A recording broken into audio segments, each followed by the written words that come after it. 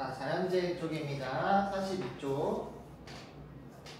자, 자연재해 파트 같은 경우에는 그렇게 어렵지가 않죠. 지역별로 어떻게 자연재해 현황 나타나는지 살펴보면 됩니다. 자, 먼저 자연재해라는 거는 기후적 요인에 의한 자연재해와 지역적 요인에 의한 자연재해를 나눠 볼 수가 있겠죠. 자, 그럼 먼저 기후적 요인에 의한 자연재해부터 보면은 기온에 의한 자연재해 두 가지가 있습니다. 폭염과 한파가 있죠. 폭염과 한파. 자, 폭염 같은 경우는 매우 심한 더위를 말합니다. 주로 장마가 끝난 이후에 북태평양 고기압에 의해서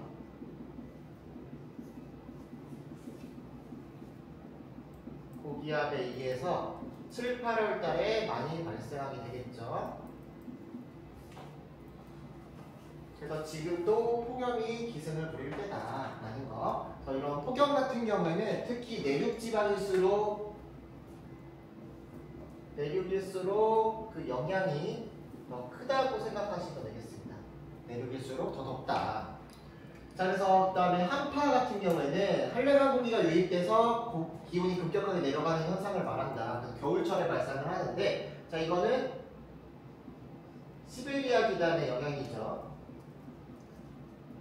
시베리아 고기압의 영향으로 인해서 1월달, 2월달쯤에 많이 발생하게 돼요. 12월달에도 물론 발생하는 경우도 있습니다. 자, 다음에 강수 보겠습니다. 자, 강수 같은 경우에 한파는 이거는 북부지방일수록 영향이 크다고 보면 됩니다. 다음에 강수에 대해서 알아보면은 먼저 가뭄, 홍수, 대설 세 가지를 들 수 있는데, 가뭄 같은 경우에는 오랜 기간 비가 내리지 않거나 강수량이 적어서 물 부족을 겪는 현상을 말합니다. 근데 이 가뭄은 진행 속도가 천천히 일어나겠죠. 당연히 하루 이틀 비 안 온다고 가뭄이 일어나는 건 아니니까. 그리고 피해 범위가 매우 넓다는 특징을 가지고 있습니다. 피해 범위가 매우 넓다. 그래서 이거는 좀 전국적으로 발생하고 있다는 거. 그래서 이런 가뭄은 주로 어느 계절에 많이 나타나게 되냐면 봄철에 3월에서 5월 사이에 많이 발생하게 되겠고요. 특히 높새바람과 관련해서 영서와 경기지방 같은 경우에는 5, 6월 달에 높새바람과 관련해서 가뭄 피해가 나타날 수도 있다는 것도 기억해 주시면 되겠죠. 자, 다음에 홍수 같은 경우에 집중호우로 인해서 하천이 범람해서 침수되는 현상을 홍수라고 합니다. 무조건 호우, 비가 많이 내린다고 해서 홍수가 일어나는 건 아니죠. 그래서 홍수랑 호우는 비교를 해줘야 돼요. 자, 이런 집중호우는 주로 언제 내리냐면 장마철에 주로 나타나는 현상이죠. 장마철에 해당하는 6, 7월 달에 7월 중순까지가 이제 이런 홍수가 잘 일어나는 시기이고, 이런 홍수가 잘 일어나는 곳들은 아무래도 큰 강이 지나가는 지역, 큰 강이 지나가는 4대강 유역 지역, 유역에서 많이 발생합니다. 특히 경기도 지역에서 많이 발생한다는 것도 기억해 주시면 돼요. 자, 그다음에 대설 같은 경우에는 짧은 시간에 많은 눈이 내리는 현상을 말합니다. 대설 같은 경우에는 상대적으로 피해액이 적어요. 피해액은 적다. 왜냐하면 눈 내린다고 해서 뭐 사람이 눈에 깔려 죽는 건 아니니까, 눈에 떠내려가 죽는 것도 아니고, 대신에 어디에 많이 피해를 주냐면 비닐하우스나 축사, 건물 같은 거, 즉 약간 농경 시설에 피해를 가져다 주긴 합니다. 하지만 홍수나 태풍에 비해서는 피해액이 좀 적다는 게 특징이고요. 교통혼잡을 유발한다는 것도 있습니다. 이런 대설에 영향을 많이 주는 곳은 아무래도 강원도나 아니면은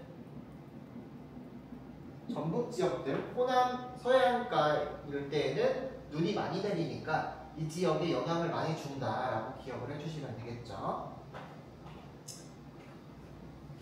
다음에 태풍 알아보면은 뭐야, 기분 좀 지우개 바꿔줄래?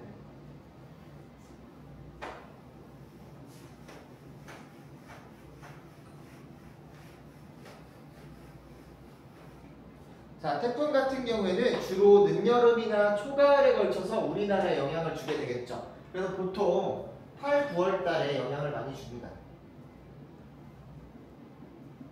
8, 9월에 영향을 많이 주는데 특히 우리나라에는 초가을 장마, 그러니까 9월 초나 8월 말쯤에 일어나는 태풍이 크게 영향을 준다는 거죠. 우리나라에 영향을 준다. 풍수해를 일으키고 내륙 지역보다 해안과 섬 지역에 많이 피해를 주게 되는데 특히 제주도와 남해안 일대에 막대한 피해를 가져다 주고요. 그리고 이 태풍 같은 경우에는 진행 방향의 오른쪽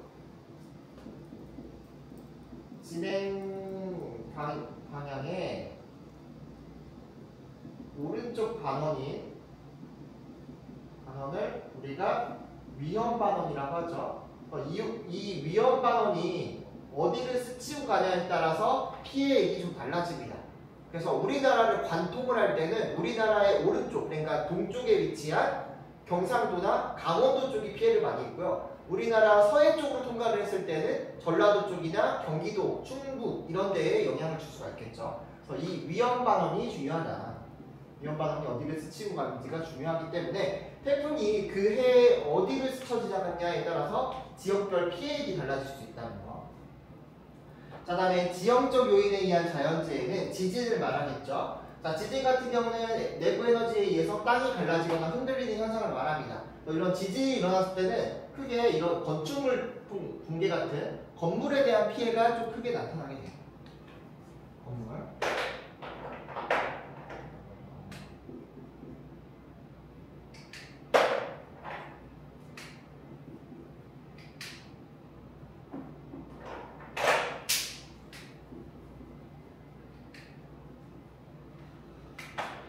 건물에 대한 피해, 건물 피해액이 크다는 거.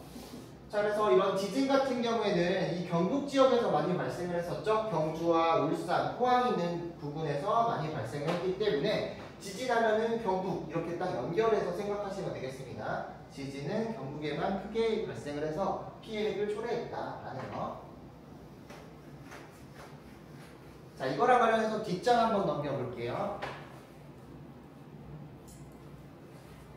자, 뒷장 넘겨보면은 원인별 자연재해 피해액과 시설별 원인별 자연재해 피해액 비율 나와 있죠. 자, 일단 자연재해 피해는 태풍과 호우가 비슷비슷하게 나타납니다. 근데 이게 통계연도를 언제 잡냐에 따라 다르다겠지. 예를 들어서 한 20년치를 잡는다. 2002년부터 잡았어. 그러면은 매미랑 무사 같은 레전드 태풍들이 왔기 때문에 태풍이 더 많은 비중을 차지할 거야.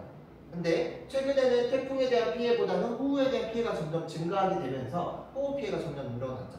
그래서 통계연도 따라 다르기 때문에 이거를 순서를 외울 필요는 없습니다. 대신 태풍은 어디에 영향을 많이 주냐면 경기도 쪽에 많이 영향을 준다. 그래서 경기도를 보고 태풍은 제주도와 남해에 해당하는 경남이나 전남 이런 곳에 많이 영향을 주니까 제주도와 남부지방을 중심으로 태풍의 영향을 많이 입는다는 거.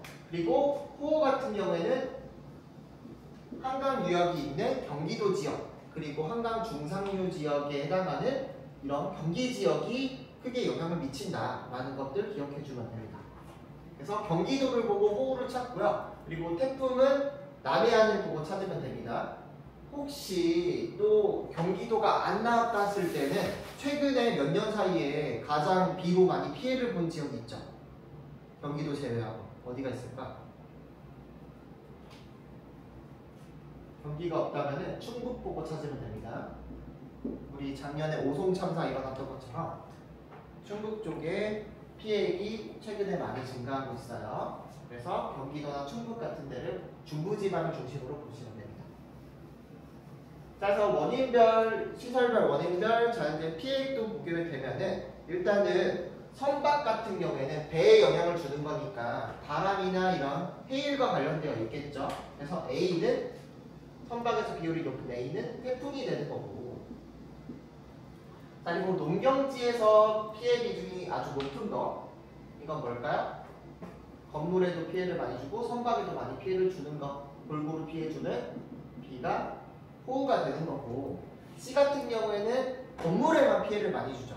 C는 이제 지진이 되는 겁니다. 지진.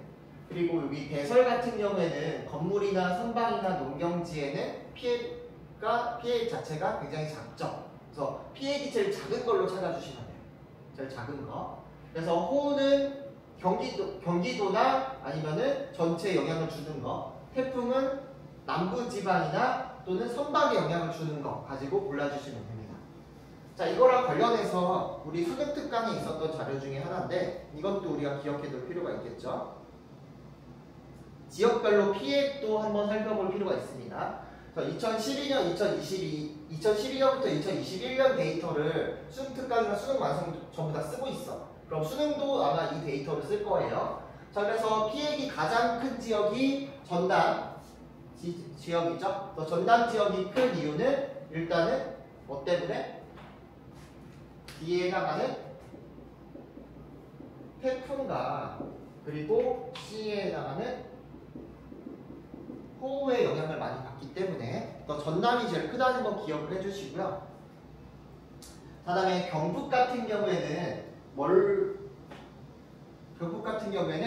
이걸로 찾아내면 됩니다. A 부분이 이제 지진인데 지진이 있는 걸로 경북을 찾아내면 되는데 경북은 전남 다음으로 피해액이 크다. 남부지방에 해당하기 때문에 태풍의 피해를 많이 입기 때문이겠죠. 호우는 많아 적어. 적지. 경북은 원래 소우지니까 호우에 대한 피해가 그렇게 크지가 않다는 거. 경남 역시나 태풍의 피해를 많이 입고 있는 지역이고요. 그리고 강원도 같은 경우에는 호우의 피해를 많이 입고 충북도 호우의 비중이 높은 것을 확인할 수가 있습니다. 경기도도 호우에 대한 비중이 크고 그리고 제주도를 보고서 제주도의 비중이 높은 것을 보고 이제 태풍을 찾아주면 되겠죠. 그래서 순서까지는 다 외울 필요 없겠지만 일단은 남부지방에 나가는 전남, 경북, 경남 이런 지역에서 자연재해 피해가 크다는 거는 같이 기억을 해주시면 좋을 것 같아요.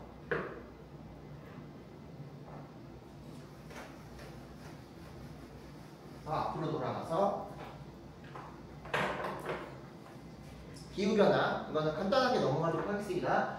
자, 기후변화 요인은 자연적 요인과 인위적 요인이 있다. 그래서 우리나라가 기후가 변화를 했는데 지난 100년간 연평균 기온이 세계가 0.74도 상승을 했는데 우리나라는 0.7도 정도 상승했다. 많이 상승했다는 거죠. 상한 지역과 농촌 지역에 비해서 대도시의 기온 상승폭이 크다는 것. 그리고 열대일의 발생 빈도는 증가를 했고 한파일과 서리일은 발생 빈도가 줄어들고 있다는 것. 그리고 연 강수량은 대체로 증가했는데 강수 일수는 줄어들었다. 그런 얘기는 뭐냐면 호우의 발생 빈도가 증가했다는 얘기겠죠. 그래서 계절은 이건 외워주시면 좋습니다. 여름은 길어지고 겨울은 짧아진다.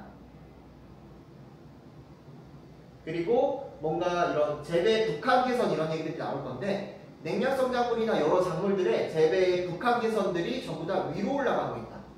왜냐하면 날씨가 뜨거워지니까. 냉대림의 분포 면적은 줄어들게 되고 난대림의 분포 면적은 확대된다. 그리고 열대성 질병들이 발생이 증가하고 태풍의 세력이 강화된다. 이런 영향들이 있습니다.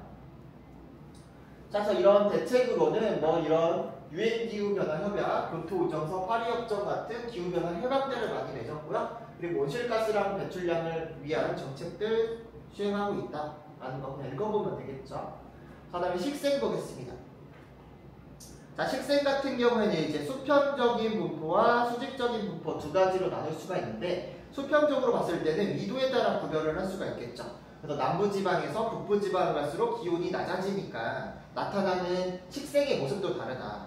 그래서 남부지방에는 주로 난대림이 그래서 겨울이든 여름이든 전부 다 잎이 파랗고 잎이 펴져 있는 상록 화렵수림이 있고요. 그리고 온대림은 우리나라 대부분인데 침엽수와 낙엽 화렵수가 같이 나타나는 형태. 중부지방에 나타나는 형태고 북부지방이라고 할 수 있는 북한 지역에서는 주로 냉대림, 침엽수림이 나타난다는 겁니다. 자, 그리고 식생의 수직적 분포. 이거는 해발구도랑 관련된 건데 해발구도가 높아지면 당연히 기온이 낮아지니까 밑에서부터 난대림, 온대림, 냉대림이 나타날 수 있다. 그래서 이런 수직적 분포를 잘 보여주고 있는 사례가 한라산이라고 보면 됩니다. 자, 한라산은 남부지방에 있기 때문에 아래쪽에는 열대립, 열대, 난대, 온대, 냉대림까지 수직적 분포가 뚜렷하게 나타난다는 거예요. 그래서 전부 다 관찰할 수 있다. 한라산에 가면. 그냥 그런 내용이에요. 자, 다음에 토양 보겠습니다. 토양은 일단 크게 성숙토와 미성숙토로 나눌 수가 있는데 성숙토는 오래된 거야. 그래서 토양층 자체가 발달이 돼 있어. 이 말이 뭐냐면 비가 오랫동안 와가지고 영양분이 있는 층과 뭐 활동하는 층 이렇게 둘로 잘 나눠져 있다는 얘기예요. 그리고 미성숙토는 이제 막 쌓이기 시작한 거야. 그래서 얘는 토양층이 구분되지 않고 그냥 퇴적물질로 보면 돼요. 이제 막 쌓인 거. 이건 퇴적물질이다. 자, 그러면은 우리가 토양이라고 부를 수 있는 거는 성대토양, 간대토양 이 두 가지를 들 수가 있는데 성대토양은 기후랑 관련된 거예요. 기후. 그리고 간대토양은 기반암과 관련된 거. 그래서 성대토양은 기후에 따라서 색깔이 달라지게 되는데 남부지방은 적색, 그리고 북부지방은 회백색을 띠게 됩니다. 그리고 우리나라의 중부지방에 해당하는 여기에는 갈색을 띠게 되는 거죠. 그래서 이 갈색 산미토가 우리나라에서 차지하는 비중이 가장 큽니다.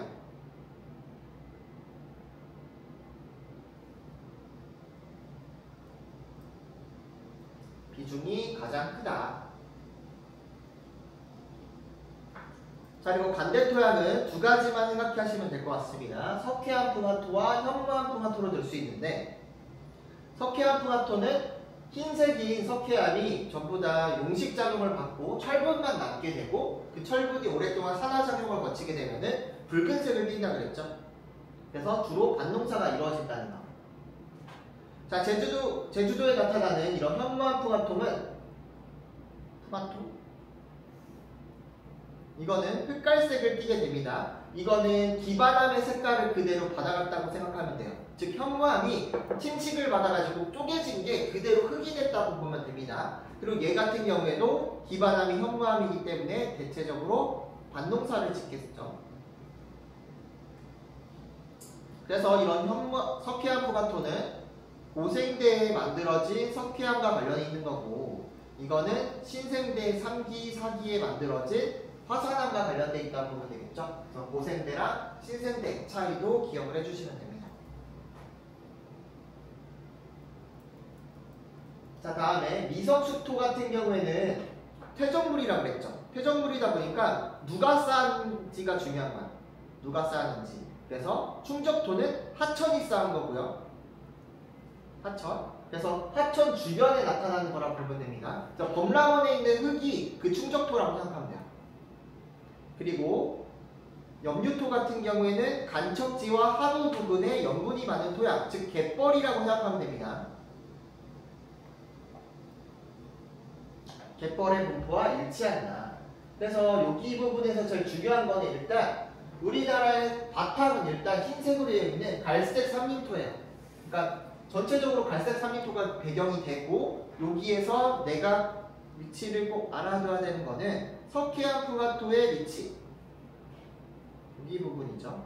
강원도 남부와 충북 북부 부분 석회암 풍화토의 위치와 그리고 간대토양인 제주도와 울릉도 이쪽에 있는 현무암 풍화토, 우리가 화산회토를 현무암 풍화토라고 부르기도 해요. 이렇게 발음이 안 되지. 현무암 풍화토, 토마토라고 발음이 되지. 아침. 현무암 풍화토, 현무암 풍화토, 석회암 풍화토, 현무암 풍화토. 그래서 이걸 보고서 일단 간대 토양을 찾아내면 되고, 그리고 미성숙토에서 문제가 많이 나오는 거는 바로 이겁니다. 자, 이런 하천의 범위랑 똑같은 것들이 있죠? 여기. 자, 그래서 굳이 따지게 된다면은 이 하내강 쪽의 유형을 한번 보면 되는데 이게 한강이죠. 파란색 펜이 어디죠?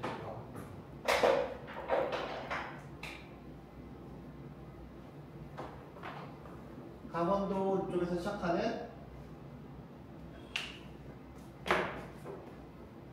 다시 갖고 와요. 한 강. 자, 이거는 무슨 강이야? 금강. 이거는 자, 이거는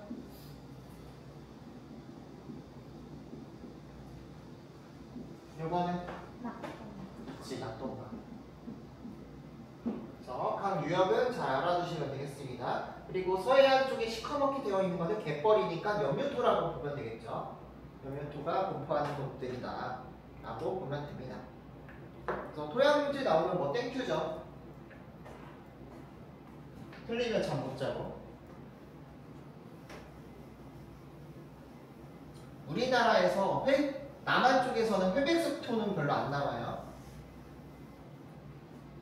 북한 쪽 가야지 조금 있습니다. 자, 이 지속가능한 식생과 도시 토양 관리도 보게 되면은 산업화 도시와 경작 지역 등으로 인해서 이제 뭐 식생들이 많이 파괴되고 있다. 그리고 토양의 침식도 가속화되고 있는데, 토양 침식이라는 건 뭐냐면 흙이 다 쓸려 내려가는 거야. 그럼 땅 덩어리 자체가 이제 뭐 기반함이 드러나고 식생이 살 수 없는 땅이 되겠죠. 특히 이런 토양 침식을 가속화하고 있는 것 중에 하나가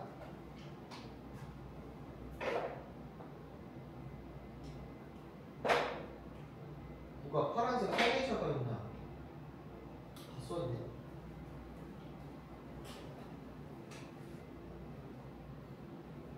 자, 이런 토양 침식을 특히 가속화하는 게 뭐냐면 고위평탄면 지역 있죠?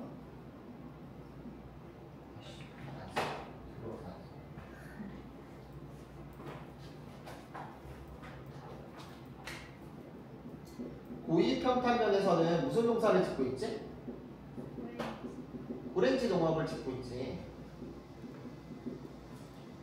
이게 고위평탄면이라고 해도 실제로 엄청 평탄하진 않다? 운동장처럼 평탄하진 않아. 어느 정도 경사가 있단 말이야. 경사가 있는데 여기서 농사를 계속 지어. 그럼 비가 내리게 되면은 이 흙들이 어떻게 될까? 쓸려 내려가겠지. 그로 인해서 여기에 토양 침식이 심하게 일어나고 있다는 거야. 그래서 이런 것들을 위해서 사망공사를 한다거나 계단식 경작 그리고 유기질 비료를 사용하고 있다. 뭐 이런 내용들 나와 있습니다. 그래서 문제 몇 가지만 한번 자료 2번에 있는 자료 분석 2번에 있는 거는 한번 보시면 되겠죠. 여름이 길어지고 겨울은 짧아진다라는 얘기입니다. 봄도 짧아지고. 문제를 1번 풀어볼까요? 1번.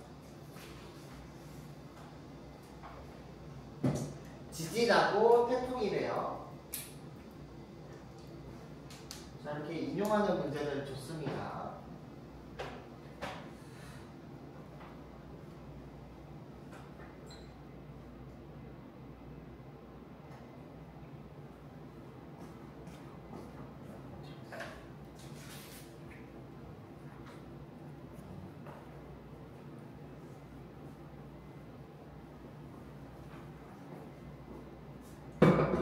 자, 볼게요. 첫 번째 태종실록 보니까 기와가 떨어질 정도였대요.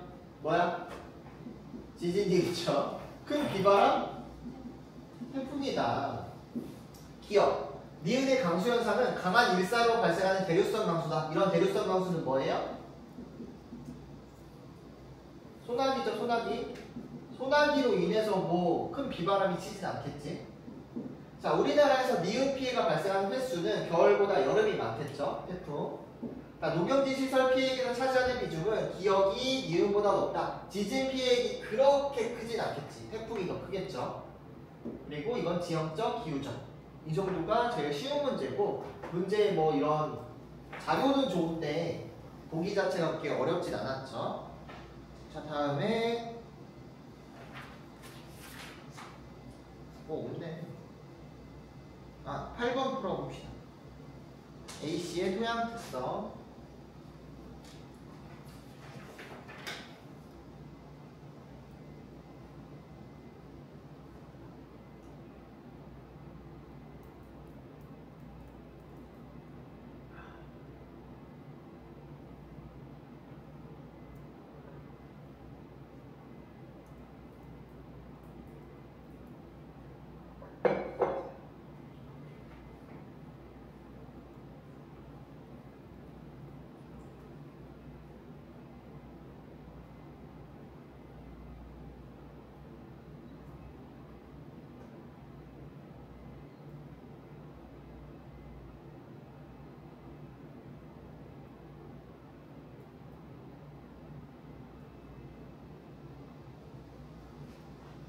됐죠?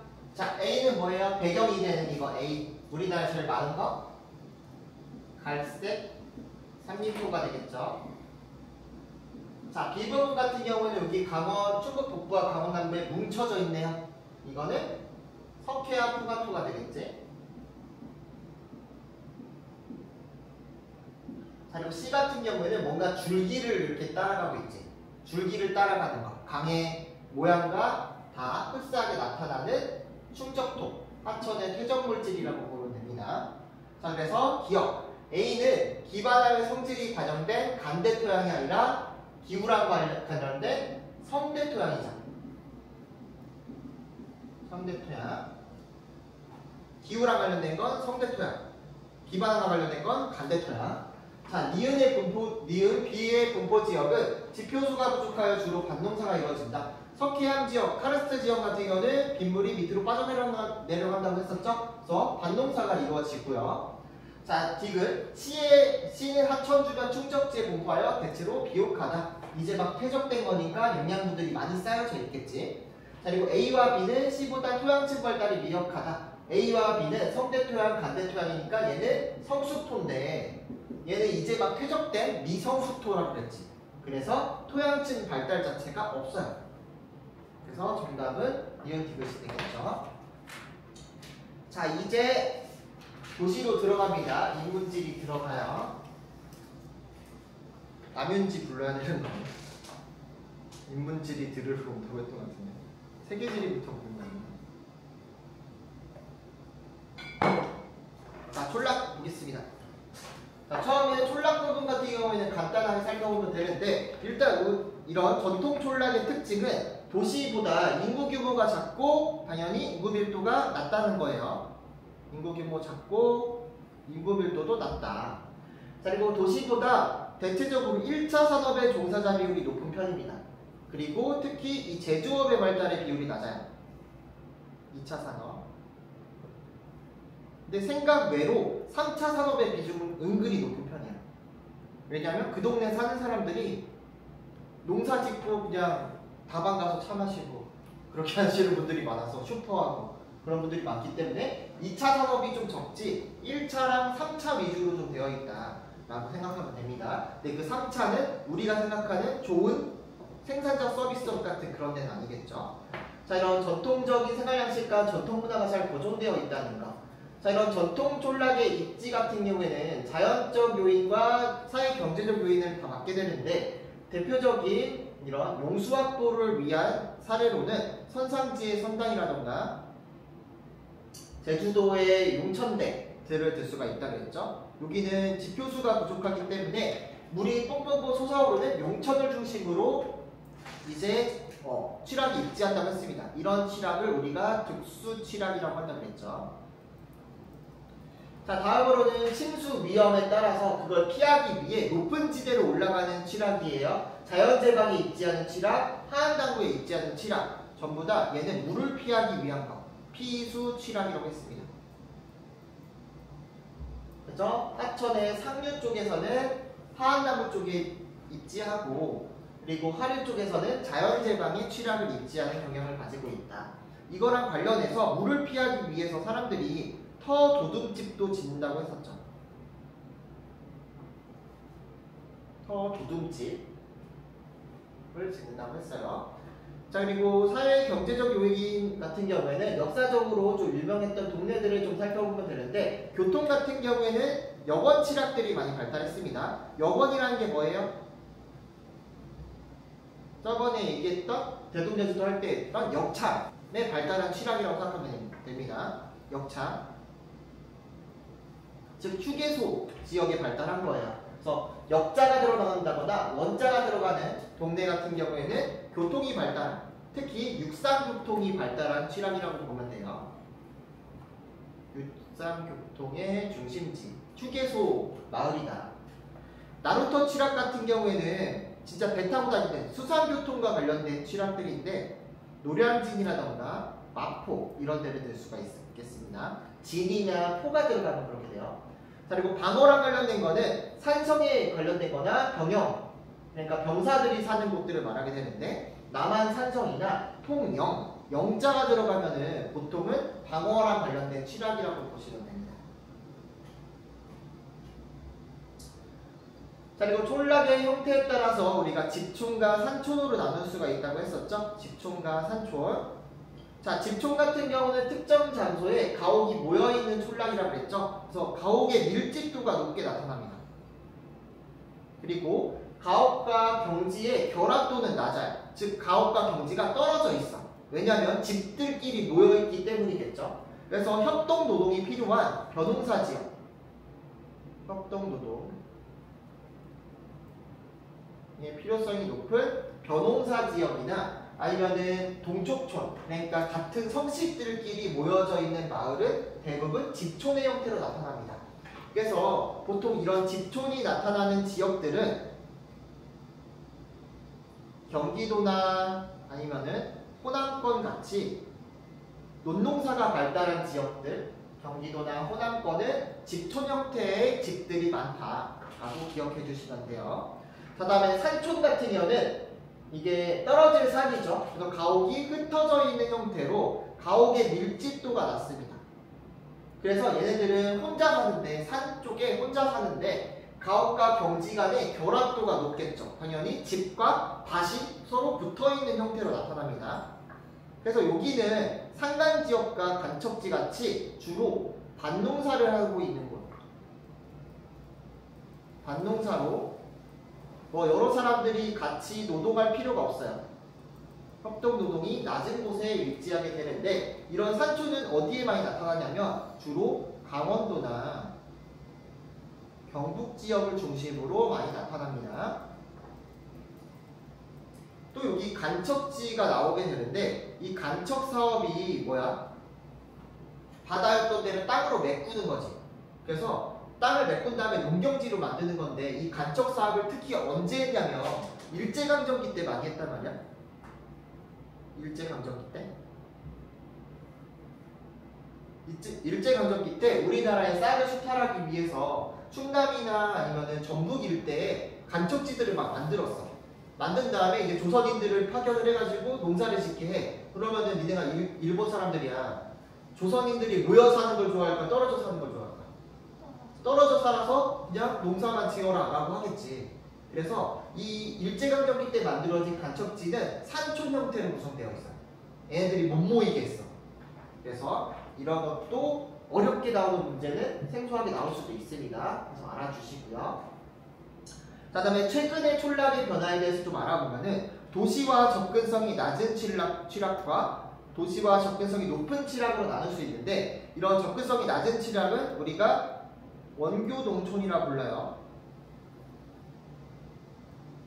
원교농촌. 그리고 도시와의 접근성이 높은 촌락은 근교농촌이라 부르는데, 이런 원교농촌은 그런 데를 생각하면 돼요. 지방에 있는 농촌들 있죠. 강원이나 뭐 경북이나 아니면 호남 지방 같은데, 이런 데는 원교농촌으로 보면 돼요.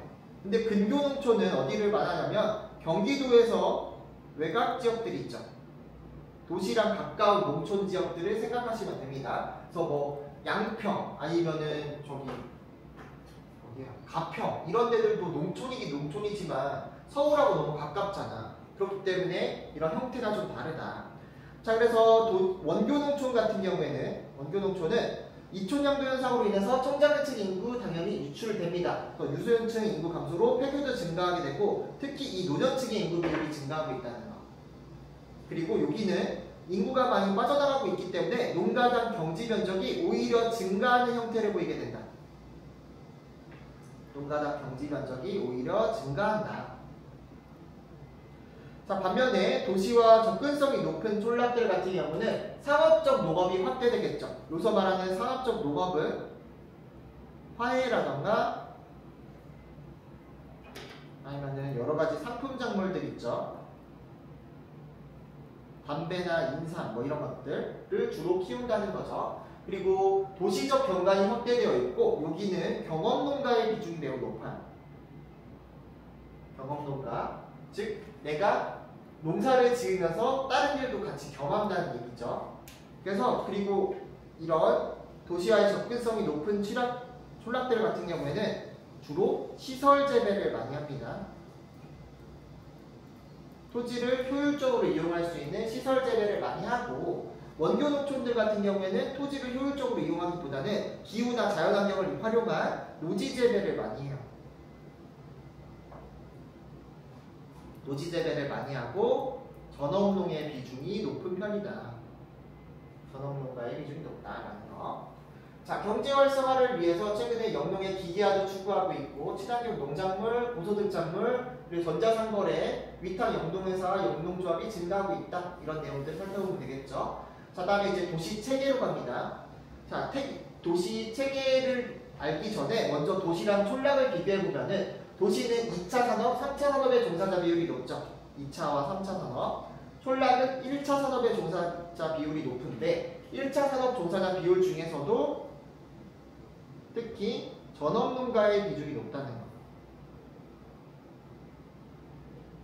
자, 도시 같은 경우는 땅값이 비싸기 때문에 집약적인 토지 이용을 하게 돼요. 그래서 밀도가 높습니다. 인구 밀도가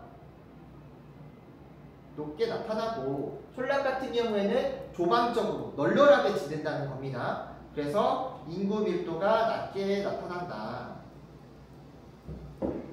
그래서 기능들도 좀 다르게 되는데, 도시는 주로 재화를 생산하고 서비스하는 역할을 하게 되겠죠. 그래서 얘는 중심지의 역할을 하게 되겠고요. 그리고 촌락 같은 경우에는 1차 산업 농산물들을 제공하는, 농산물과 여가 공간을 제공하는 역할을 합니다.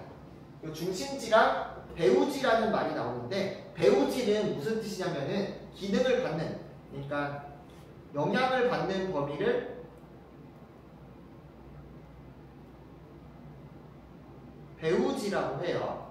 그러니까 예를 들어서, 자, 청주가 있고, 그리고 위쪽에 진천과 음성이 있어요. 특히 여기 진천 같은 경우는 청주랑 가깝기 때문에 얘네들이 영화를 보고, 공연을 보고 싶다, 또는 옷을 사러 가고 싶다, 놀러 가고 싶다 하면은 진천 사람들은 청주로 오게 되겠죠. 즉, 청주가 가지고 있는 중심지 기능 중에 그런 서비스 기능을 이용하려고 오는 거란 말이야. 즉, 청주의 기능은 청주에만 영향을 미치는 게 아니라 청주뿐만 아니라 진천, 음성까지도 영향의 범위가 넓어지게 되는 거지. 그래서 기능이 이렇게 전달되는 거잖아.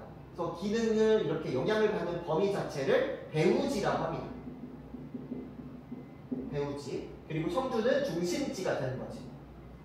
중심지와 배후지가 있고, 예를 들어서 청주가 있는데 서울도 있어. 자, 서울 같은 경우에는 이제 청주 사람들이 놀이공원을 가고 싶거나 옷 사고 싶거나 명품 사고 싶을 때 서울을 갈 수가 있겠지. 그렇다는 얘기는 청주는 서울의 영향을 받는다는 거야, 안 받는다는 거야? 받는다는 거죠. 그래서 청주는 서울의 배후지가 되는 거야. 배후지. 최근에는 촌락 자체가 많이 변화하고 있는데, 농공단지나 상업적 농업 이런 것들을 발달하면서 또 관광산업들을 발달시키고 있다라는 얘기들이에요.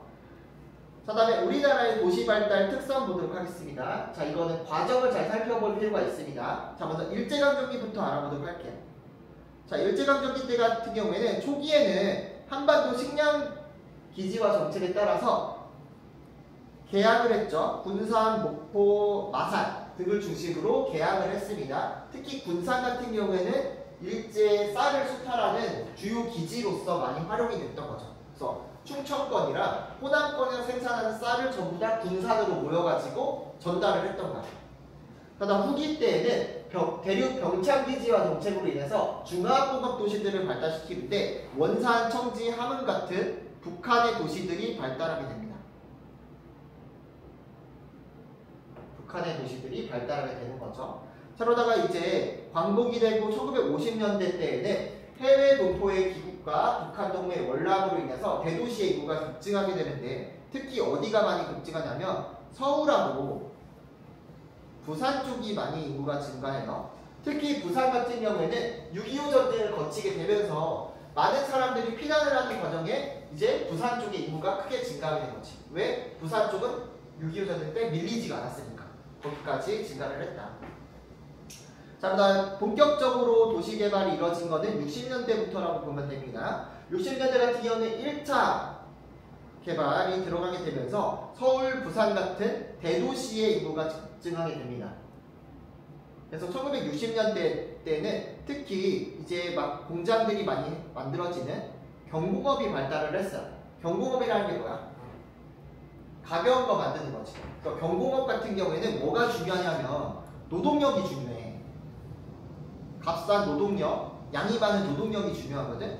즉 노동력이 많은 곳, 대도시를 중심으로 경공업이 발달할 수밖에 없겠지. 그래서 서울, 부산, 대구 쪽에 경공업이 발달하게 되면서 일자리가 많아지니까 많은 사람들이 돈을 벌기 위해 서울, 부산, 대구로 이동을 했다는 얘기죠. 그때 인구가 많이 증가했다. 자, 그러다가 1970년대부터는 본격적으로 수출 위주의 공업화 정책, 즉 중화공업이 발달하게 돼요. 그래서 중화공업 같은 경우에는 중요한 게 뭐냐면 자본도 중요하고 무엇보다 얘네들은 자원이 중요해. 근데 우리나라는 자원이 많아, 적어? 적죠. 그렇기 때문에 자원을 거래할 수 있는 바닷가의 그 공업도시를 조성을 해야 돼. 그래서 임해공업이 발달하게 됩니다. 그러니까 자원을 수입해와서 가공한 다음에 다시 수출하는 형태의 임해공업이 발달하게 되는데 대표적인 데가 남동임해공업지역인 포항, 울산, 여수가 있겠죠. 남동임해공업지역. 그 결과 이제 포항과 광양 쪽에는 제철공업이, 그리고 울산과 여수에는 석유화공업이, 그리고 뭐였냐?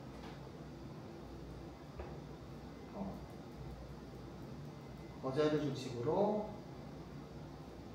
조선공업 같은 것들이 발달하게 되면서 이제 경상도 쪽의 인구가 크게 증가하게 되는 거예요.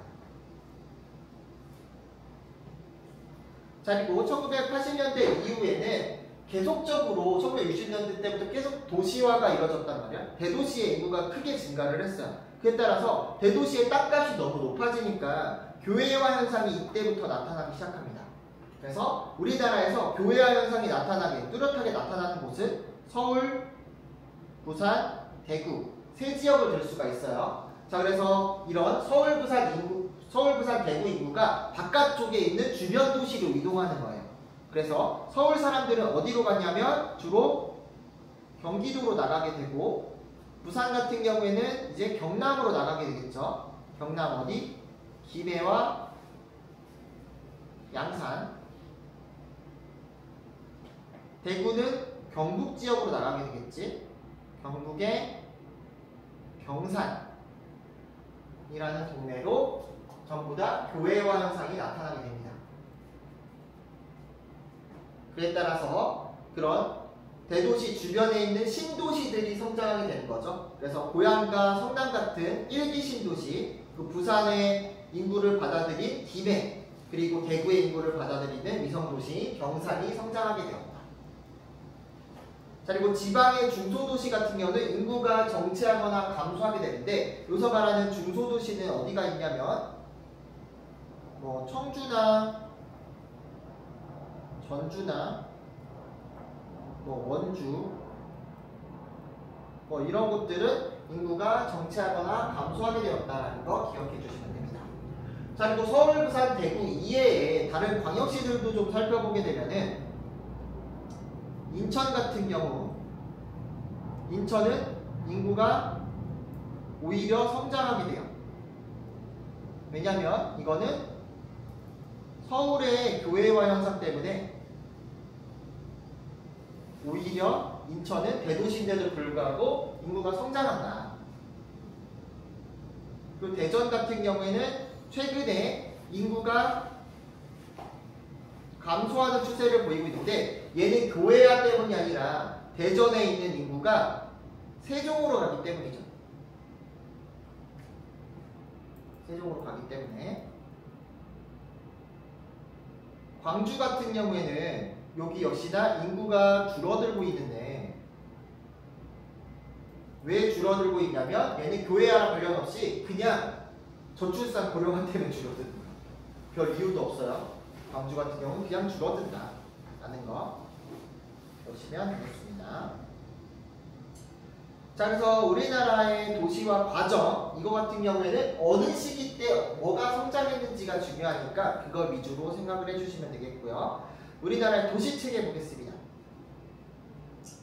자, 우리나라의 이런 중심지로서의 도시 보면은 주변 지역이나 다른 도시에 서비스를 제공하고요. 높은 계층의 도시일수록 도시의 숫자는 적지만 중심지 기능이 다양하고 배후지가 넓다. 그래서 큰 도시, 대도시와 중소도시 간의 기능 차이가 나타난다는 거. 그래서 도시 체계라는 거는 도시들 간의 계층 구조가 형성되는 것을 말하게 돼요. 계층을 가지고 있다는 얘기는 상위 계층, 즉 고차 중심지는 중심지의 기능이 더 많다는 걸 의미하게 되겠죠. 그래서 고차 중심지랑 저차 중심지를 비교하는 문제가 나올 수가 있는데 이런 것들을 기억해둘 필요가 있겠죠. 고차 중심지는 기능이 많고 숫자는 적고 중심지 간의 거리는 멀고 사례는 대도시. 저차 중심지는 기능은 적고 중심지는 많고 거리의 수는 서로 간에 가깝고 이런 소도시들을 생각하면 되겠습니다. 그래서 이런 것들. 자, 그리고 도시 간의 상호작용 같은 경우에는 이런 도시 간 인적 물적 이동, 정보 이동, 교통량 등을 할 수 있는데 이 부분이 중요합니다. 우리가 전부 다 도시 간의 그 이동이랑 그런 것들을 외울 수가 없잖아. 그래서 이거 같은 경우에는 잘 알아주시면 좋은데 도시 간의 거리가 가까울수록 그리고 도시 간의 인구 규모가 도시의 인구 규모가 클수록 이런 상호작용이 더 활발하다는 거예요. 예전에 수업 시간에도 설명했었는데 자, 청주에서 밑에 옥천이 있고 저 멀리 서울이 있어요. 자, 서울이 있다고 했을 때 청주에 시외버스 터미널에 딱 가면은 서울 가는 차가 많을까 옥천 가는 차가 많을까? 서울 가는 차가 더 많다는 거야. 이 말은 무엇이냐? 거리는 서울하고 많이 떨어져 있지만 서울의 인구 규모가 워낙 크다 보니까 이쪽으로의 상호작용이 더 많다는 얘기입니다.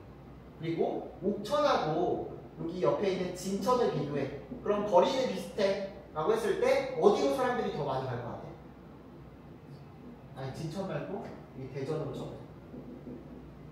대전이라고 쳤을 때 그러면은 청주는 대전 사람들과 더 많은 거래를 하겠죠. 더 많은 상호작용과 교통량이 나타나게 될 겁니다. 그래서 인구이동도 마찬가지예요. 청주에 있는 사람이 대전으로 가는 사람이 많겠어? 옥천으로 가는 사람이 많겠어? 대전으로 가는 사람들이 많겠죠? 이런 인구이동과 또 관련되어서 생각을 해주시면 되겠습니다. 거리가 가까울수록 도시의 인구 규모가 클수록 활발하다. 자, 그래서 우리나라의 도시체계를 보게 되면 우리나라는 서울의 인구와 기능이 집중했기 때문에 종주도시화 현상이 나타나요. 이 종주도시화 현상이라는 건 뭐냐면 1위 도시가 2위 도시의 2배보다 큰 거를 종주도시화 현상을 말하게 되죠.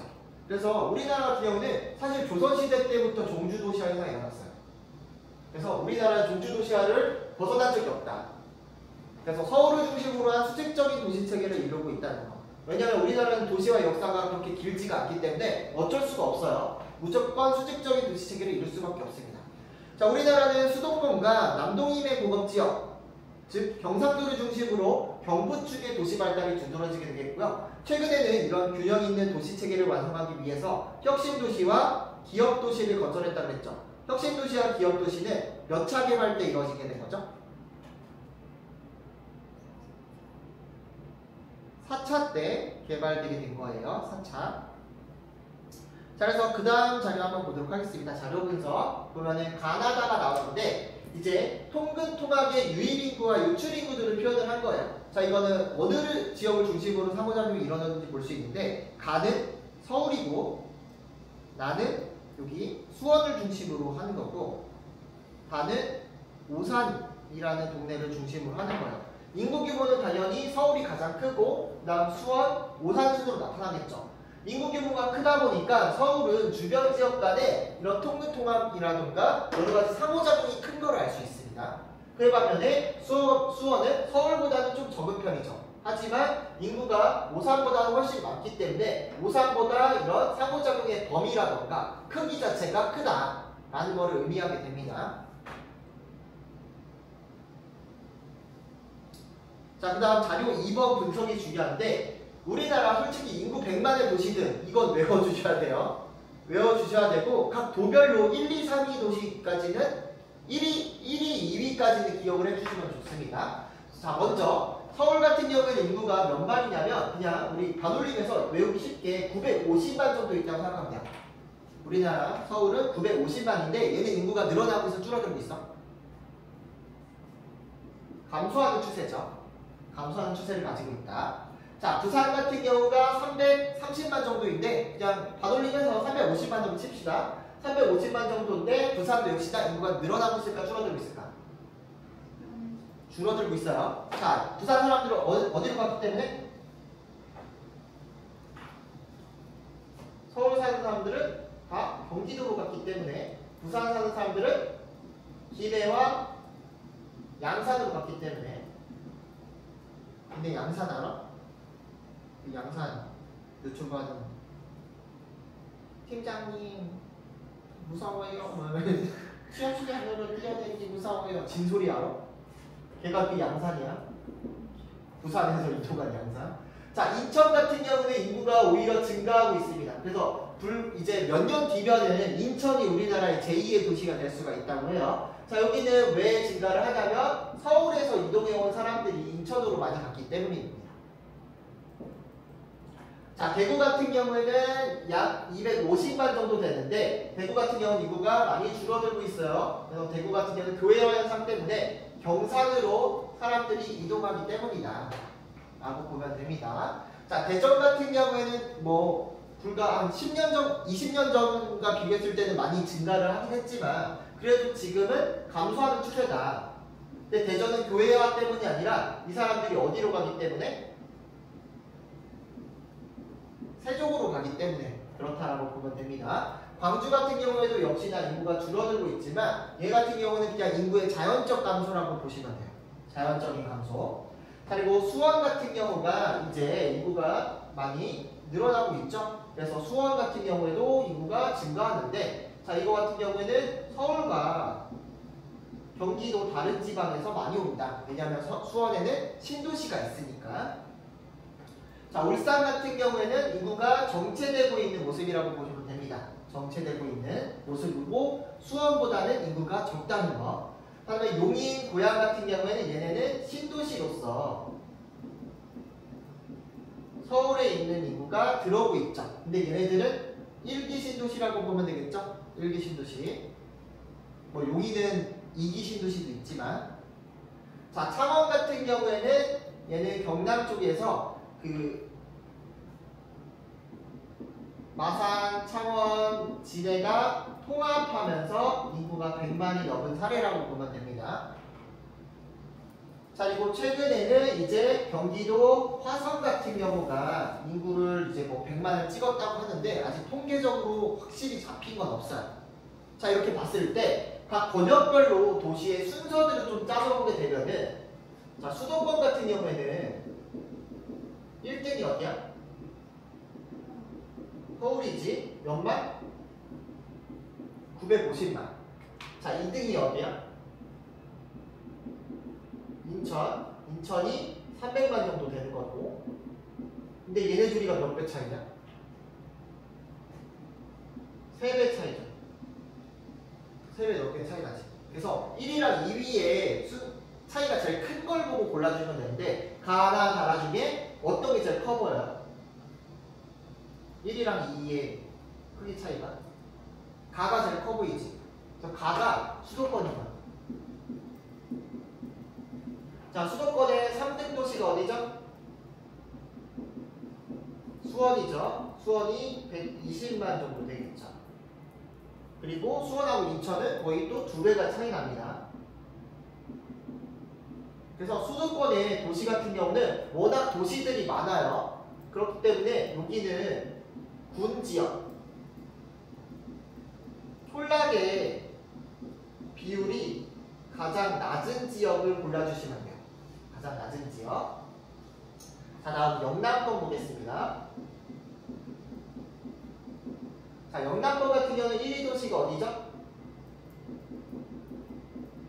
부산이겠죠. 부산이 그냥 넉넉 잡아서 그냥 350만 정도 있다고 쳐봅시다. 그리고 2등이 어디죠? 대구로 300만 정도가 거주를 하고 있죠. 보면은 부산하고 대구가 차이가 가장 적죠. 1등과 2등의 차이가 가장 적은 거. 인구 차이가 적다는 거 알 수 있습니다. 자, 3등이 어디냐면은 울산이고요. 울산이 110만 정도. 그리고 4등이 창원이다 라는 것도 기억해주면 되고요. 그리고 수도권에서 100만 이상의 도시들 좀 기억해주면 좋은데, 수원 말고도 이제 용인이나 100만, 고양 100만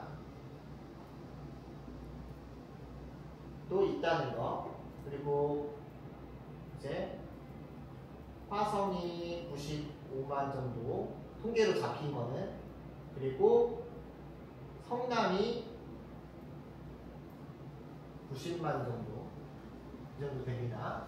어쨌든 순위에 오른 애들은 다 신도시다라는 거. 더 차이가 적은 걸 보고서 골라주시면 됩니다. 그리고 얘들 같은 경우는 또 3배 정도가 차이 나는 거죠. 2등하고 3등 차이가. 자, 다음에 충청권을 보게 되면은, 자, 충청권 1위 도시가 어디예요? 대전이 되겠죠. 대전. 충청권 대전은 150만 정도 됩니다. 자, 2등이 어디예요? 우리가 살고 있는 청주가 되겠죠. 85만 정도 되는 거예요. 2배가 차이 안 나죠. 2배가 차이 안 나는데 영남권 차이보다는 아니고 그래도 2배 좀 안 되게 한 1.6배, 7배 정도 차이 나겠네요. 세 번째로 오른 도시가 천안이 됩니다. 65만 정도를 거주하고 있다. 그래서 충청권의 특색은 뭐냐면 중규모의 도시가 많아요. 도시의 비중이 높다는 게 특색입니다. 자, 마지막으로 호남권 같은 경우에는 역시나 광역시가 하나밖에 없죠. 충청권과 마찬가지로 광주광역시 하나 있습니다. 광주 인구가 150만 정도 되고, 자, 2등 도시가 어디게? 호남권의 2등 도시. 얘가 전주인데 전주는 60만 정도 돼요. 보면은 생각보다 1등과 2등의 차이가 커요, 작아요? 크죠? 2배 이상 나잖아? 그래서 이 1등과 2등의 차이를 큰 걸 보고 골라주면 되는데 수도권보다는 군 지역의 비율이 당연히 높겠죠. 자, 그리고 호남권의 3등 도시가 어디냐면은 전북 익산이라는 곳인데 여기 인구가 30만 되나? 30만 정도 돼요. 그 차이도 크게 나타나고, 그리고 이 호남권은 군 지역 총량의 비율이 매우 높다는 것도 기억해 주시면 되겠습니다. 강원권과 제주권은 따로 볼 것도 없겠죠? 얘네들이 일단 100만 이상의 도시들도 없고 중규모 이상의 도시들도 적기 때문에. 그리고 무엇보다 호남권은 중규모 도시가 이 전주 하나밖에 없어요. 근데 우리는 청주도 있고 천안도 있고 이제 성장하고 있는 아산도 있고 그런 곳들도 있기 때문에 그걸로 보면 된다. 자, 그러면 이제 찾아보게 되면은 수도권을 일단 찾았어. 그 다음에 영남권은 어떻게 찾을까? 영남권은 1등이랑 2등이 차이가 제일 적은 거를 찾아야겠지. 그럼 어떤 게 제일 차이가 적어요? 나가 제일 적죠. 나가 영남권이 됩니다. 자, 다음에 다랑 나를 찾을 때 1위랑 2위 차이가 크게 벌어지지 않는 거. 대전하고 청주의 차이를 찾으면 되겠지. 어떤 게 충청일까? 다랑 나 중에 다가 충청이 되겠죠. 그리고 라가 이제 호남권이 되겠습니다. 그래서 1, 2, 3위까지는 우리가 좀 기억해두면 좋다. 뒤에 순서에 나온 것들은 그렇게 보시면 되겠습니다. 그리고 호남권은 이 군지역의 비율이 가장 높다는 거. 그리고 군지역의 비율이 가장 적은 데는 수도권이라는 거. 이렇게 보시면 되겠죠. 자, 이 자료가 원래는 비율로 나온 적은 없었거든. 근데 이번 수능 완성부터 비율이 나온 거야, 이게. 비율로 따지면 좀 헷갈려. 원래는 100만 이상의 도시의 숫자 해가지고 따졌거든. 그러면 100만 이상의 도시가 충청권, 호남권은 둘 다 하나씩이니까 얘네들끼리 비교하고 얘네들끼리만 잘 비교하면 됐었어.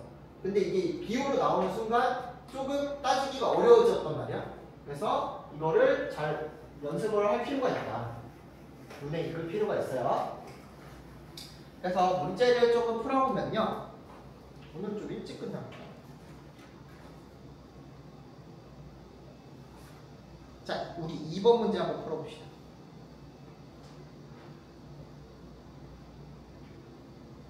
자, 여기는 경상북도죠.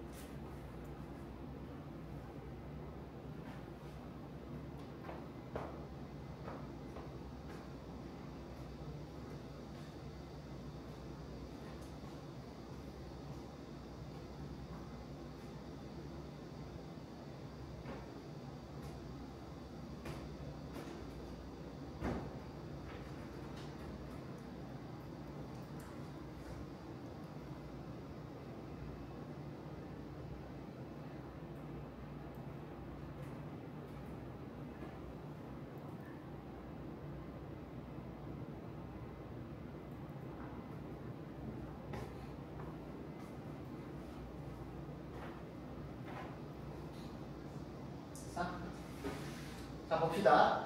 자, 일단 경상북도 쪽이 나왔는데 여기에서는 물론 백지도에서 여기 위치들 도시의 이름들 알면 좋겠지만 몰라도 돼요. 몰라도 어떻게 풀 수 있냐면 일단 대도시는 알잖아. 여기 대구 있는 건 알잖아. 대구 근처에 있으면은 당연히 근교 농촌이겠지. 그리고 여기는 대구랑 멀리, 도시랑 멀리 떨어져 있으니까 원교 농촌이다. 이렇게 놓고 풀어도 돼요. 근데 굳이 따지자면은 B는 뭐야? 여기가 70인가? 여기가 5만원. 그럴 거야. 어쨌든 여기는 근교 농촌이고 여기가 원교 농촌이다 라고 보면 되고, 토지 이용해서 제일 중요한 건 뭐냐면 이 대지예요. 대지가 제일 중요해. 대지라는 건 뭐냐면 도시화가 이루어진 땅이야. 건물이나 이런 것, 도로 이런 것들을 지을 수 있게 깔끔하게 정리된 땅이 대지야. 그래서 이 대지 부분이 시가지 부분이라고 보면 돼요. 뭔가 정리가 된 거. 자, 그러면 시가지의 범위가 넓어진 것들이 있죠. 가는 되게 좁아. 근데 나 같은 경우는 넓어졌어. 그렇다는 얘기는 도시랑 가깝다는 걸 뜻하게 되겠지. 그래서 나가 B가 되고 가가 A가 됩니다. 그래서 나가 근교농촌이 되는 거고 얘가 원교농촌이 되겠죠. 자, 1번. 가는 나보다 주택 유형 중 아파트 비율이 높다. 아파트 비율이 높은 거는 근교농촌이 되겠죠. 근교. 자, 가는 나보다 경지 중 시설 재배 면적 비율이 높다. 시설 재배는 근교에서 높을 거고, 대도시와의 접근성은 근교농촌이 높으니까 3번이 정답이 되겠죠. 자, 나는 가보다 지역 내 전업농가의 비중이 높다. 전업농가 비중이 높은 거는 원교농촌이 높겠고, 이런 식으로 푸시면 됩니다.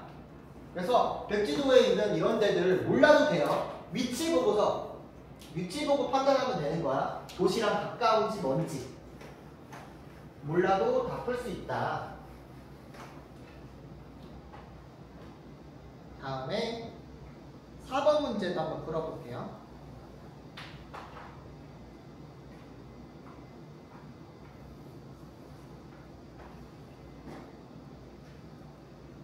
이 서울하고 인천하고 파주가 되겠죠. 서울, 인천, 파주.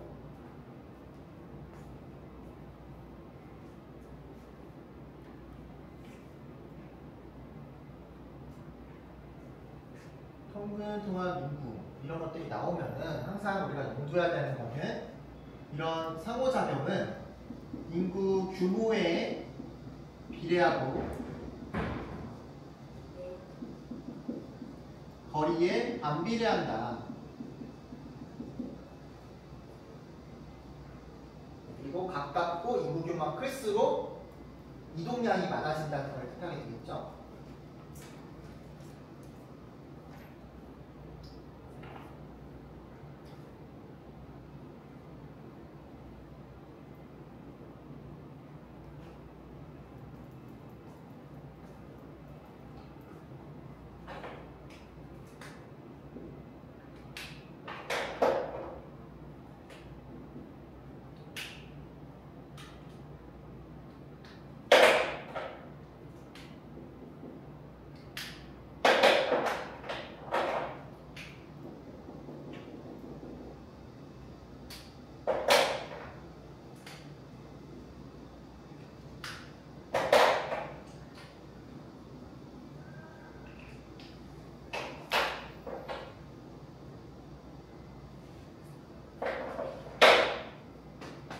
볼게요. 자, 가나다가 있는데 여기에서 파악하는 기준은 일단은 얘네가 말했잖아. 통근통합, 즉 상호작용 같은 경우에는 인구 규모에 비례하고 거리에 반비례한다. 그럼 오고 가는 숫자들을 보는 거야. 가랑 나를 보니까 오고 가는 숫자가 63, 160, 164야. 그리고 가랑 나를 보니까 2.4, 3.9. 그리고 나랑 달을 보니까 이거보다는 조금 더 큰 편이야. 즉 가랑 나가 둘이 합쳤을 때 인구 규모가 크다는 얘기야. 그리고 거리도 가깝다는 얘기고. 자, 그런데 가랑 나의 인구가 통근통합을 보게 되니까 가에서 나로 보는 사람들이 더 많죠. 그렇다면 나가 더 많은 기능들을 가지고 있다는 뜻이겠지. 즉 나는 서울이 되는 거고 가는 그럼 인천이 되는 겁니다. 자, 그러면은 가는 파주가 되는데 파주 입장에서는 서울을 많이 갈까 인천을 많이 갈까? 거리는 비슷해. 근데 인구 규모는 누가 더 커? 서울이 크니까 서울로 많이 가는 거야. 그래서 파주 사람들은 서울로 30이 가고 인천으로는 2.4밖에 안 가는 거지. 그래서 파주는 서울로 많이 가고 인천도 서울로 많이 간다. 자, 이것처럼 통근통합은 낮에 사람들이 일을 하러 오거나 학교를 다니러 오는 거잖아. 그러니까 주간 인구가 늘어나는 거죠. 그러다 그 결과 서울은 주간 인구 지수가 높게 나타나겠죠. 반면에 인천 같은 경우는 인천과 파주 같은 경우는 빠져나가는 사람들이 더 많으니까 주간 인구가 더 빠져나가는 거잖아. 주간 인구 지수가 낮게 나타날 겁니다. 이해하셨죠? 자, 기억. 가는 나보다 도시의 세력권이 크다. 여기서 말하는 세력권은 뭐냐면 영향을 받는 범위, 즉 배우지가 더 크다는 걸 의미하게 됩니다. 그래서 가는 나보다 도시의 세력권 당연히 작겠죠. 자, 나는 가보다 주간 인구 지수가 높을 거예요. 자, 나가다 순으로 인구가 많다. 서울이 몇만? 950. 인천이 몇만? 300. 파주가 30인가? 40인가? 그거밖에 안 돼요. 그래서 나가다 순으로 나타나게 되겠고요. 나가보다 나가간 공간적 상호작용이 활발하다. 이 상호작용은 사람들이 오고 가는 거를 말한다고 했습니다. 정답은 니은디귿. 자, 다음에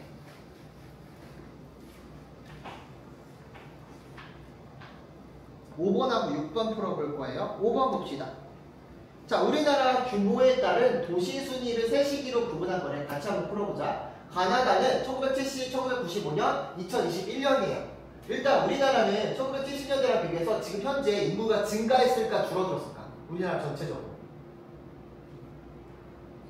증가했겠지. 증가하는데, 자, 그러면 연도부터 먼저 배치를 해보면은, 자, 서울만 딱 비교했을 때 가 같은 경우는 1000만 명이야. 그리고 나는 500만 명, 다는 950만 명 정도 되네요. 자, 이렇게 봤을 때 우린 서울의 인구는 알고 있으니까 연도를 배치할 수 있겠죠. 나가 1970년도가 되겠고, 그러다가 이제 2000년도 현상과 여러 가지 대도시로 몰리는 현상 때문에 1990년대에는 인구가 1000만을 찍었죠. 1000만을 찍었다는 걸 알 수 있고, 그리고 다 같은 경우에는 지금 현재 2021년의 기준의 인구가 되겠습니다. 자, 그러면은 우리 도시 순위는 내가 외워주라고 했잖아. 그래서 현재를 기준으로 순위를 따져보면 되겠죠. 자, 서울이 950만, 부산이 350만 정도, 인천이 300만 정도, 그 다음 오는 데가 대구가 되겠죠. 대구가 250만 정도, 대전과 광주가 150만 정도, 그 다음에 오는 B가 울산보다, 광역시보다 인구가 더 많은 수원이 되겠습니다. 수원, 그리고 용인, 고양 같은 곳들을 들 수가 있겠다 라는 거. 자, 그래서 1번 1970년대 10대 도시에 포함된 도시 숫자는 호남권과 영남권이 같다. 1970년대 보니까 호남권 체크해 볼게요. 호남권에 해당하는 거 이게 수원이니까 대구지. 대구니까 호남권에 속하는 거 광주랑 목포 두 군데밖에 없네. 둘이고, 영남권은 몇 개? 부산, 대구, 마산까지 3개가 되죠. 그래서 전주 안 쳤구나 내가. 전주까지 3개네. 전주까지 3개 같은 거죠. 그래서 이게 정답이 되겠고, 1995년 10대 도시 중 95년에 수도권에 위치한 도시의 숫자는 절반 미만이다. 수도권 체크해보면은 서울, 인천, 성남, 부천, 수원까지 보면은 5개가 되죠. 절반의 이상이 되겠죠. 그래서 절반 미만은 아니고, 1970에서 1995년 광주는 대전보다 인구 증가율이 높다. 72년에서 95년 광주 보겠습니다. 49만, 거의 50만에서 125만으로 늘어났죠. 그러면은 인구가 거의 2배 이상 증가한 거잖아. 2배 이상 증가를 했고, 대전 같은 경우는 40만에서 127만 정도로 증가를 했죠. 몇 배 증가한 거야? 3배 이상 증가한 거지. 그래서 대전이 인구 증가율이 더 높다라고 보면 됩니다. 자, 4번 2021년 기준 A와 B는 모두 광역시다. A는 대구광역시고 B 수원은 광역시가 아니라 특례시라고 했죠. 그래서 특례시 같은 경우에 인구가 100만이 넘지만 광역시가 아닌 곳들이죠. 특례시에 수원, 용인, 고양, 그리고 경남의 창원, 이 4지역이 특례시로 지정되었다 라는 것도 기억해주면 되겠습니다. 자, 5번 2021년은 1995년보다 1위와 12도시 간의 인구격차가 크다. 숫자 보면 되겠죠. 95년에는 1000만 대 75만, 그리고 2021년에는 950만에 105. 그러니까 격차는 더 줄어들었다고 보면 됩니다. 줄어들었다 라는 거. 그래서 정답은 1번이 되겠죠. 그 밑에 있는 거 한번 풀어볼게요.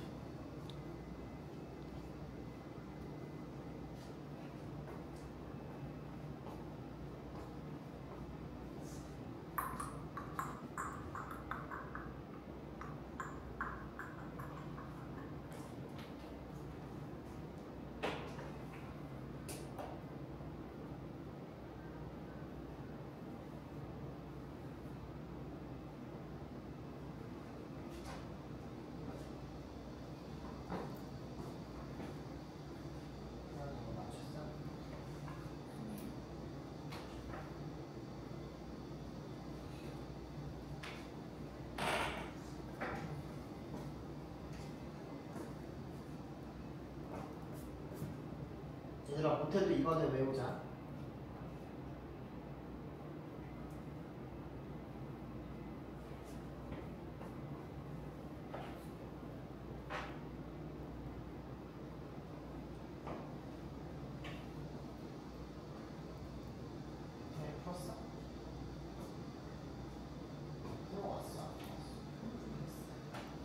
지가 또 자주 이거 듣고서 아침에 또 있습니다. 자, 같이 한번 보겠습니다.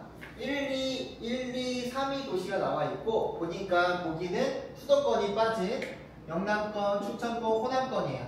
영남권, 충청, 호남권. 자, 그럼 찾는 기준부터 좀 알아보게 되면은 영남권은 뭘로 찾냐면 1위 도시랑 2위 도시가 어떻다 그랬지? 사이가 가장 적다 그랬지. 부산 350만, 대구 300만 정도로 인구 차이가 제일 적단 말이야. 비율 자체도 적기 때문에 이 비율 가지고 찾아주시면 됩니다. 1위랑 2위의 차이가 제일 적은데 어디예요? 비율 차이가 제일 적은데 어디가 제일 적니?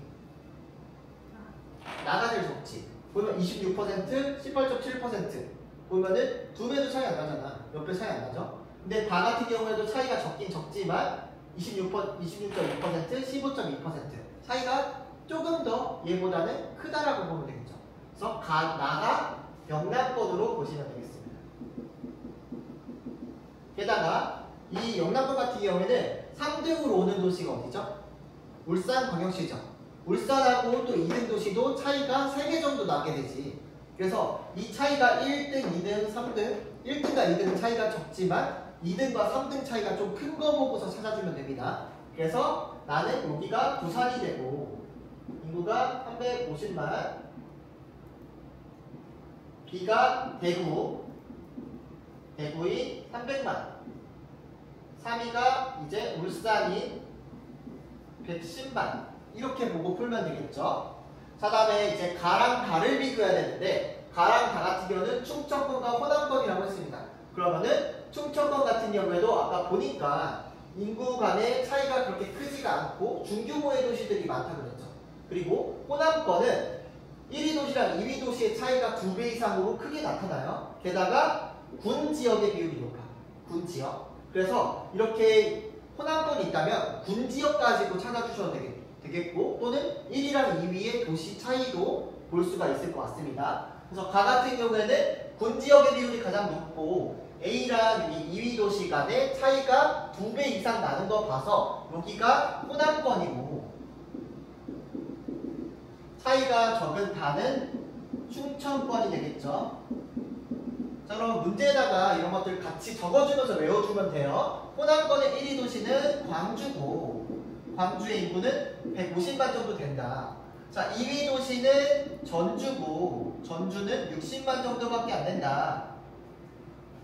그리고 3등이 익산인데 익산은 얼마 안 된다는 거. 자, 충청권의 1위 도시는 대전인데 대전은 인구가 150만 정도고 2위 도시는 청주인데 청주 인구가 85만 그리고 3등이 천안인데 천안이 65만 정도 된다. 중규모에 있는 도시가 꽤 많다는 것도 살펴보면 됩니다. 무엇보다 여기 호남권은 촌락의 비율이 높다는 것, 군지역의 비율이 높다는 것도 확인해보면 되겠죠. 자, 그럼 선지 보겠습니다. 1번 B. 대구에는 수도권 전철이 연결되어 있다. 대구에 지하철 있어요? 없어요?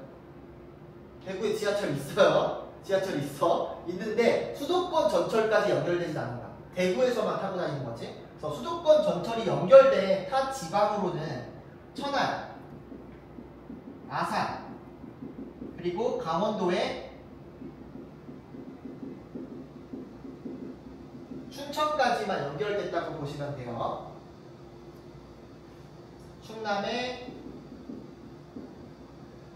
천안, 아산, 강원도의 춘천까지만 수도권 전철이 연결되어 있다라는 거. 자, 2번 C에는 도청이 입지에 있다. C가 어디 있지? C가 천안이죠? 천안에 도청이 있나요? 아니죠? 보통 충남 도청은 어디에 있다고 그랬지? 홍성 예산이 있는 내포 신도시 쪽에 위치하고 있다. 아, 홍성 이제 빼야 되나? 문제에서 그때 예산만 나오지 않았나? 홍성이었나? 열받네 이거. 충북도청은 어디 있어요? 청주. 자, 경기도청은 어디 있어요? 수원. 강원도청은 춘천. 경북도청은 안동. 경남도청은 창원. 전북도청은 전주. 전남도청 전남. 무안이죠. 그래서 무안 그리고 여기 안동 그리고 이 홍성 예산 얘들 같은 경우에는 그 도청을 옮긴 거란 말이야. 그렇기 때문에 문제에 자주 출제가 되니까 알아주시면 되겠습니다. 자, 3번. A는 B보다 인구 규모가 크다. A는 150만, B는 300만이니까 아니고요. 가는 나보다 제조업 출하액이 많다. 제조업 같은 경우는 우리나라 영남권이 당연히 많겠죠. 자, 다는 나보다 지리적으로 중국과의 교역에 유리한 위치를 차지하고 있다. 아무래도 영남권은 태평양 쪽으로 이국 쪽으로 되어 있고 충청권 같은 경우에는 충청남도가 중국과 가깝기 때문에 중국과의 교역에 유리한 위치라고 할 수 있겠죠. 그래서 이렇게 골라주면 됩니다. 그래서 이게 도시권별로 비율이 새로 나온 유형이기 때문에 다시 한번 이거 중요하게 체크를 해주시면 되겠습니다. 그래서 9월이든 수능이든 출제가 될 가능성이 높다는 거죠. 그래서 오늘은 여기까지.